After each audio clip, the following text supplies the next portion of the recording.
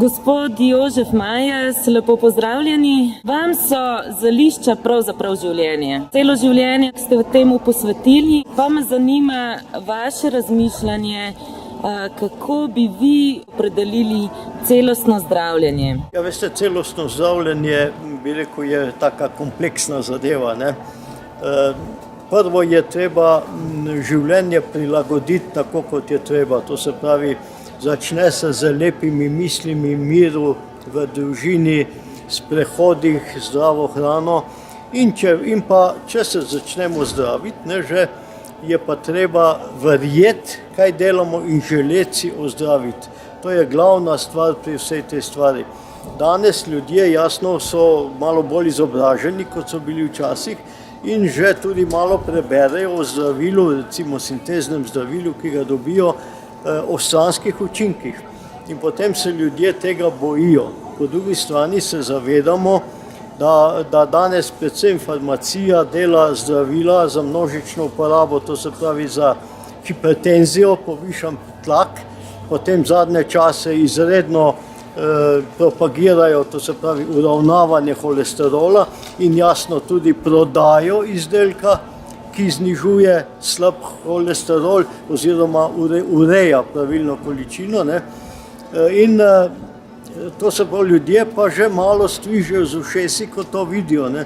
In danes zdravnik vsakem pravi, do smrti boš mogel jemati zdravilo za uravnavanje holesterola, kar pa ni čisto res, ne. To se pravi, mi s česnovo tinkturo recimo in pa s čistilnimi čaji, kot je bila nekoč znamenita Ašičeva mešanica Krt, to popolnoma lahko urejamo, ne. Veliko ljudi ima pa potem zdravilo tudi stranske učinke. In zato ni čudo, da že več kot 70% Slovencev posega tudi po drugih oblikah zdravljenja, kot je samo, ki jo priporoča šolska medicina. To se pravi, sintezna zdravila, ne, delujejo na molekularni ravni, na ravni molekule, medtem ko naravna zdravila delujejo veliko globlje. Ampak če so sintezna zdravila obenem, ko sanirajo simptome, obremenitev za telo in vam dodatno zrušijo ravnovesje, kakšno je potem to zdravljenje? To je začaran krog, mar ni? Ja, dejansko se vrtimo v začaranem krogu. Saj problem je to, da vam recimo zdravilo povzroči stranske učinke, greste k zdravniku, vam da zdravilo za stranske učinke. In potem ste kar na hitro na 15 tabletih na dan. Ja, kaj pa nas pripelje v težave? Stres, nepravilna hrana, potem žlehtnoba, gledanje na svet s črnimi očmi, to se pravi, ker se potem pojavijo prosti radikali, ki nas uničujejo. In pa spoštovanje, gledajte gospa, spoštovanje. Moja filozofija pri zdravljenju je ta, da prvo moraš začeti ti z zdravim načinom življenja in prehranjevanja, šele kasneje se vklapljajo noter neki načini zdravljenja, ker je prvo je preventiva, da preprečimo, da sploh pride do nekih bolezni. Včasih bolezni niso poznali, tista ljudstva, ki so živela od naravne hrane, kjer je bogata z nutrienti in z bioaktivnimi snovmi, v bistvu niso zbolevale, sploh pa ne za današnjimi boleznimi. Če se zdaj pogovarjava o bolezni, da stvari pripelješ, kakor so prišle do bolezni, da jih v obratni smeri tudi odpelješ do stanja pred boleznijo. Kaj pa si ti pri sebi spremenila v času tvoje bolezni? To je globok proces, ne? Ja, to je proces, ki ni danes na jutri. To je proces, ki v bistvu traja, konec koncev pri meni bo trajal celo življenje, ker sem se sama tako odločila, ne. Za ozdravljanje sploh težkih bolezni, kot je bila moja, ni zadosti samo konoplja ali samo sprememba prehrane ali samo sprememba načina življenja. Dejansko je tukaj splet vseh teh dejavnikov, ne, ki lahko pripeljejo do pozitivne rešitve.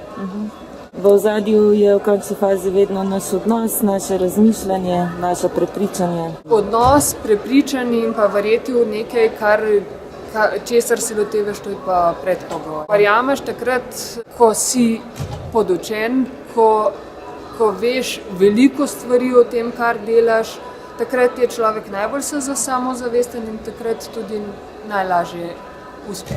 Celostno zdravje pomeni, ne, da psiha dobro dela, ne, pa da domače pridelke, kar doma pridelaš, da to veš, kar je, da ni špricano, ne, da je to naravna pridelava. Psihično to ne moreš povedati, kako dobro vpliva, ne, to po naravo živiš. Ne. Malo več razmišljamo o tem, ko smo v goju, več je časa tudi za domače pridelke.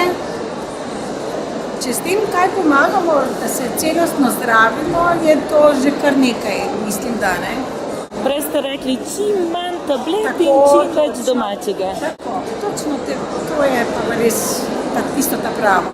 Holistično pravzaprav bi lahko implementirali na vsako stvar, kar se tiče in na katerokoli zdravljenje je. Tudi bi rekel, v konvencionalni medicini bi zadeva ali pa zdravljenje moglo biti temu, kar vi rečete, holistično, se pravi celostno.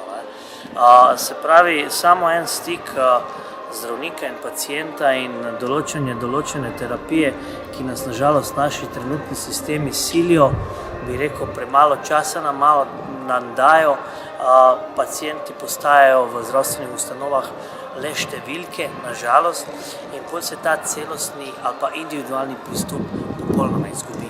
Ni samo nekaj, kar mi jemljemo in pričakujemo od tega, da bo naredilo neko čudežno zdravitev v nas samih, ampak ne sme biti vsak posameznik tudi len do samega sebe, kar je včasih največja obremenitev. Pravilna prehrana, izjemno pomembno, stav do življenja, pozitivnost, odnos do lastne družine, zadosti spanja, zadosti tekočin, pravzaprav vsi ti ukrepi, ki so v vsakem dnevu občasno izgledajo kot banalnost, so izjemno pomembni. Ljudje pravzaprav vedno več iščejo neke izhode, razne. Ni rečeno, da so tudi pravi, tudi tisti, ki ponujajo številne izhode iz tega začaranega kroga, niso tudi pogosto iskreni. Veliko je mešetarenja, veliko je šušmarjenja, iskanja samo nekih zaslužkov, nažalost. Mislim, da je to pravzaprav ena oblika posebne kriminalitete, če tako tudi rečem, ki mislim, da bi bila vredna močne obsodbe. Celostno zdravljenje to pomeni, da si zdraviš celo telo. Ne zdraviš si samo prstka, ampak si pozdraviš vso telo. Nekateri pa to verjetno ne razumejo, celostno zdravljenje verjetno še, da si zdraviš po domače povedano še dušo, če verjameš vanje. Drugače pa je celostno zdravljenje pa ta trenutek v Sloveniji tak marketinški trik, da dobiš čedalje več strank. Veliko oseb govori o celostnem zdravju, pa o holističnem zdravju, ne vejo pa, kaj zares beseda holistično pomeni. Zdaj bi to besedo lahko uporabljal v vsaki dejavnosti, katero ti počneš. Bolezen ti lahko povzroča, da ti svoje mišljenje spremeniš. S tem, ko ti spremeniš svoje mišljenje, spoznavaš neke druge stvari, ki jih sicer ne. Celostno zdravljenje, tako ko jaz doživljam ta naziv, je zdravljenje telesa, uma in duha. Zdaj, mogoče ljudje veliko predajo poudarka samo na zdravljenje telesa, se pravi fizičnega telesa, in se potem pozablja na čustvene zadeve, na odnose, na duhovne stvari, energetske stvari. Tako da celostno zdravljenje je, ko vse to skupaj zaobjamemo. Celostno zdravljenje za mene pomeni, da se človek zdravi psihično in fizično. Prvo poiščemo probleme izvora bolezni in nato pa jih zdravimo. Ni se povedno potrebna substanca ali pa zdravila, da se človeku pomaga. Celostno zdravljenje je zdravljenje celega človeka in se je verjetno treba čas za njega vzeti. Mislim, da ti sama rastlina, že če brez sam da je uživaš, ti že spremeni pogled na svet. Ne samo fizično, tudi psihično. Se začnejo stvari dogajati. Človek se malo pogleda v sebe, pa se začne spraševati v bistvu, kaj je res pomembno, ker človek, ko izgubi zdravje, se res ve, kaj je najbolj pomembno. Način življenja je treba spremeniti, če se hočemo pozdraviti, ne samo posameznik, tudi družba. Ker kritično sprejemamo to in dokler sami to tako gledamo na to, tudi ne bo nič boljše. Zdrav duh v zdravem telesu, nič drugega.